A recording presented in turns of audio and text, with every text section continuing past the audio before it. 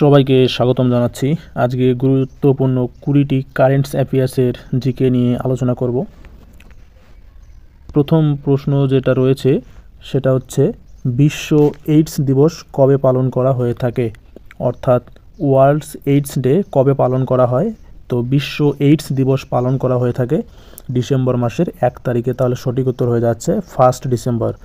আর AIDS এর জন্য দায়ী যে ভাইরাস, সেই ভাইরাসের নাম কি?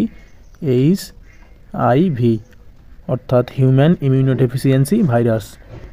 পরের প্রশ্ন যেটা রয়েছে বিশ্ব কম্পিউটার সাক্ষরতা দিবস কবে পালন করা হয়ে থাকে। বিশ্ব কম্পিউটার সাক্ষরতা দিবসের যে মূল উদ্দেশ্য সেটা হচ্ছে প্রত্যেকটি মানুষকে সামান্য থেকে সামান্যতর কম্পিউটার সম্পর্কে যে জ্ঞান, সেই জ্ঞান দেওয়াই হচ্ছে এর মূল উদ্দেশ্য। তো বিশ্ব কম্পিউটার সাক্ষরতা দিবস পালন করা হয়ে থাকে 2 ডিসেম্বর, অর্থাৎ ডিসেম্বর মাসের 2 তারিখে। পরের প্রশ্ন যেটা রয়েছে UN গ্লোবাল এক্সচেঞ্জ অ্যাওয়ার্ডে ভূষিত হলেন কে, অর্থাৎ United Nations global excellence award এ ভূষিত হলেন বসন্ত গোয়েল। তাহলে বি নম্বরটা হয়ে গেল সঠিক উত্তর। পরের প্রশ্ন সম্প্রতি ইউনেস্কো হেরিটেজ পর্যটনের শীর্ষ গন্তব্য হিসাবে কোন রাজ্যকে স্বীকৃতি দিল। এটা খুব একটা গুরুত্বপূর্ণ কারেন্ট অ্যাফেয়ার্সের প্রশ্ন যে সব থেকে বেশি পরিমাণে পর্যটন ভারতের কোন রাজ্যে আসে। তো এর সঠিক উত্তরটা হলো পশ্চিমবঙ্গ। তাহলে সি নম্বরটা হয়ে গেল সঠিক উত্তর। 5 নম্বর প্রশ্ন যেটা রয়েছে, প্রশ্নটাও গুরুত্বপূর্ণ প্রশ্ন যে Dalai llamas secret to happiness শিরোনামে বই কে লিখলেন, অর্থাৎ দলাই লামার যে সিক্রেট টু হ্যাপিনেস বা দলাই লামা সম্পর্কে নতুন করে বই প্রকাশ করলেন কে। তো এর সঠিক উত্তরটা হয়ে যাচ্ছে ডক্টর দীনেশ সাওরা। তাহলে এ নম্বরটা হয়ে গেল সঠিক উত্তর। পরের প্রশ্ন যেটা রয়েছে ইন্দিরা গান্ধী সুখ শিক্ষা যোজনা চালু করলো কোন সরকার, অর্থাৎ ইন্দিরা গান্ধী সুখ শিক্ষা যোজনা নামে একটি নতুন যোজনা চালু করলো। তো এটি কোন সরকার চালু করলো? তো সঠিক উত্তর যেটা রয়েছে হিমাচল প্রদেশ। হিমাচল প্রদেশের সরকার ইন্দিরা গান্ধী সুখ শিক্ষা যোজনা নামে একটি নতুন যোজনা চালু করলো। পরের প্রশ্ন যেটা রয়েছে মুখ্যমন্ত্রী মহিলা সম্মান যোজনা চালু করলো কে। এই প্রশ্নটাও গুরুত্বপূর্ণ যে মহিলাদের সম্মান স্বার্থে মুখ্যমন্ত্রী মহিলা সম্মান যোজনা চালু করলো কোন সরকার। তো এর সঠিক উত্তর হয়ে যাচ্ছে দিল্লি সরকার। পরের প্রশ্ন যেটা রয়েছে উদ্যান ইয়াত্রী ক্যাফে চালু হচ্ছে কোন বিমানবন্দরে। উদ্যান ইয়াত্রী ক্যাফে চালু হচ্ছে প্রথম যে বন্দর এটা চালু হতে যাচ্ছে সেটা হচ্ছে কলকাতা বিমানবন্দর। আর কলকাতা বিমানবন্দরের আরেক নাম হচ্ছে নেতাজি সুভাষচন্দ্র বোস ইন্টারন্যাশনাল এয়ারপোর্ট। পরের প্রশ্ন যেটা রয়েছে এবং এই প্রশ্নটা খুব গুরুত্বপূর্ণ, চীন তার প্রথম অ্যাটমসফিয়ারিক মনিটরিং স্টেশন কোথায় খুলল। চীন প্রথম অ্যাটমসফিয়ারিক মনিটরিং স্টেশন খুলল এবং সেটা কোথায় খুলল, সেটা হচ্ছে আন্টার্কটিকা। তাহলে সি নম্বরটা হয়ে গেল সঠিক উত্তর। পরের প্রশ্ন যেটা রয়েছে world's first self driving satellite launch করলো কোন দেশ। এই প্রশ্নটা খুব একটা গুরুত্বপূর্ণ প্রশ্ন যে বিশ্বের মধ্যে প্রথম স্বচালিত স্যাটেলাইট লঞ্চ করলো কোন দেশ। তো এর সঠিক উত্তর হয়ে যাবে চীন।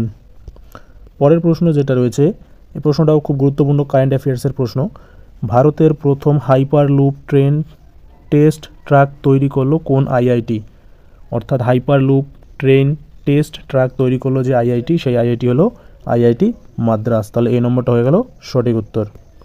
পরের প্রশ্ন যেটা রয়েছে এই প্রশ্নটাও গুরুত্বপূর্ণ যে 16 বছরের কম বয়সী শিশুদের জন্য সোশ্যাল মিডিয়া একেবারে নিষিদ্ধ করলো কোন দেশ, অর্থাৎ যাদের বয়স 16 বছরের থেকে কম তারা সোশ্যাল মিডিয়া ব্যবহার করতে পারবে না।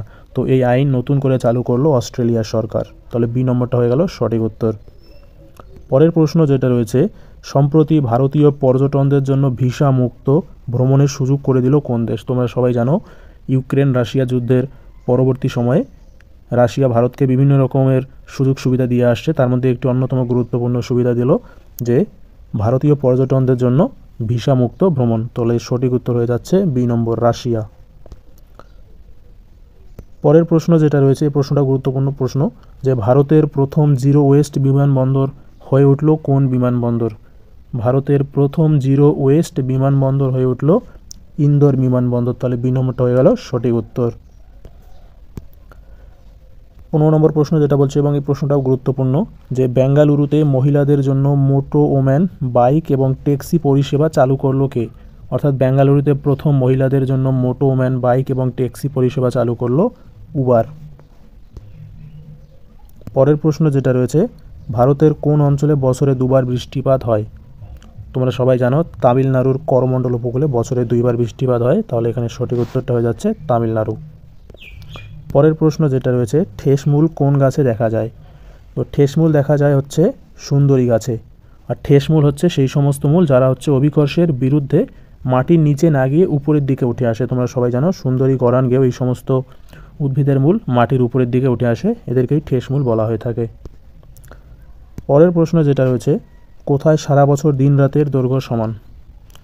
অর্থাৎ সারা বছর দিন এবং রাতের যে দৈর্ঘ্য, সেই দিন এবং রাতের দৈর্ঘ্য সমান, অর্থাৎ 12 ঘন্টা দিন 12 ঘন্টা রাত হয় নিরক্ষরেখায় বা বিষুবরেখায়। তাহলে এখানে ডি নম্বরটা হয়ে গেল সঠিক উত্তর। এখান থেকে আরেকটা প্রশ্ন আসে যে বিষুবরেখা বা নিরক্ষরেখার মান কত? তাহলে সঠিক উত্তর হবে 0 ডিগ্রি। এই প্রশ্নটা গুরুত্বপূর্ণ প্রশ্ন যে কলকাতার স্থানীয় সময় ও ভারতের প্রমাণ সময়ের মধ্যে পার্থক্য কত? কলকাতার যে স্থানীয় সময় রয়েছে এবং ভারতের প্রমাণ সময়, এই দুই সময়ের মধ্যে পার্থক্য হচ্ছে 24 মিনিট। তাহলে সঠিক উত্তরটি হয়ে গেল এ নম্বর। পরের প্রশ্ন এবং আজকের শেষ প্রশ্ন যেটা বলছে যে আরাবল্লী পর্বতের সর্বোচ্চ শৃঙ্গ কোনটি? অর্থাৎ আরাবল্লী পর্বতের সবথেকে উঁচু শৃঙ্গ যেটা রয়েছে সেটা হচ্ছে গুরু শিখর। তাহলে সি নম্বরটা হয়ে গেল সঠিক উত্তর। এখানে দোদাবেতা যেটা রয়েছে এটা হচ্ছে কোন পর্বতের সর্বোচ্চ শৃঙ্গ? নীলগিরি। তাহলে নীলগিরি পর্বতের সর্বোচ্চ শৃঙ্গ হলো দোদাবেতা। তাহলে আজকের 20টি গুরুত্বপূর্ণ জিকের প্রশ্ন হলো